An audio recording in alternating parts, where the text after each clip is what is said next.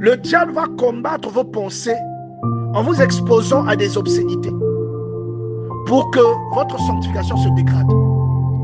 À vous qui regardez les films là où les gens sont nus, arrêtez avec ces histoires de masturbation, ces histoires de pornographie. La nudité d'une personne est très sacrée. Ce que vous faites ouvre les portes de ce que vous appelez les femmes ou les maris de nuit. Ce sont des partenaires invisibles mais qui sont réellement là avec vous. Et lorsque quelqu'un vous voit, il a l'impression que vous êtes occupé. Parce qu'en réalité, vous l'êtes, même si on ne voit pas le partenaire. Ça peut dissuader quelqu'un. Ça peut même combattre, en dehors de votre spiritualité, ça peut combattre même votre propre grâce du mariage.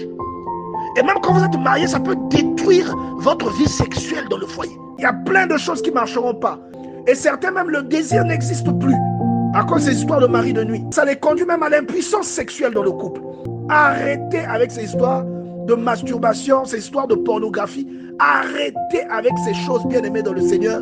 Ne jouez pas avec votre vie. Si vous faites souvent le genre de rêve où quelqu'un vient vous courtiser pour coucher avec vous pendant votre sommeil, essayez d'analyser votre comportement.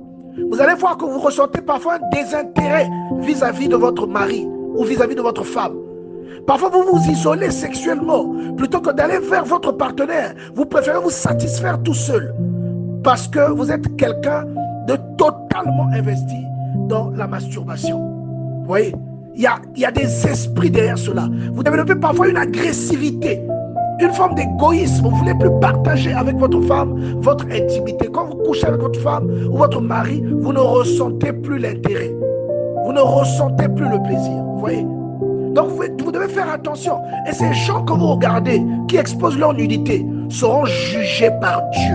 Et vous qui regardez, vous participez à leur péché. Et vous serez jugés avec eux pour l'acte qu'eux ils font et que vous allez regarder. C'est pourquoi toi qui es encore en lycée dans ces histoires de pornographie où tu regardes la nudité des gens, il y a des personnes qui sont mariées, qui pendant leurs échanges avec leurs femmes, imaginent la prostituée qu'ils ont vue dans un film pornographique. Et c'est pareil pour la femme. Vous détruisez quelque chose dans votre vie, bien-aimée. Ne jouez pas avec ces questions. Soyez délivrés de ces choses. La Bible dit, lorsque quelqu'un est en Christ, il devient une nouvelle créature. 2 Corinthiens chapitre 5, verset 17. C'est ce que la Bible dit. Et l'apôtre Paul vous explique clairement que lorsque vous mourrez avec Christ, il y a toutes vos anciennes tribulations, vos habitudes meurent. Et quand vous revenez, vous devenez quelqu'un d'autre. Une personne sanctifiée est une personne qui développe une amitié avec Dieu. C'est pourquoi la chose principale que le diable combat dans la vie d'un croyant, c'est sa sanctification. Bien-aimés, enseignez bien à vos enfants que leur vie sexuelle peut détruire le reste de leur vie. Donnez cette éducation à vos enfants.